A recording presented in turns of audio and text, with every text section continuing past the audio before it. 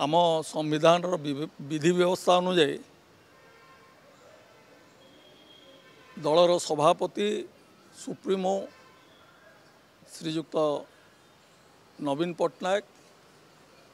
श्रृंखला कमिटी गठन करिसेंती एवं ए श्रृंखला कमिटी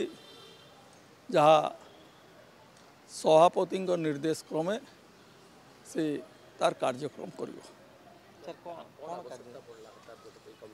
देखो ये आम संविधान विधि व्यवस्था रही एवं संविधान विधि व्यवस्था अनुजाई एक कमिटी गठन कर जहाँ सुप्रीमो जहाँ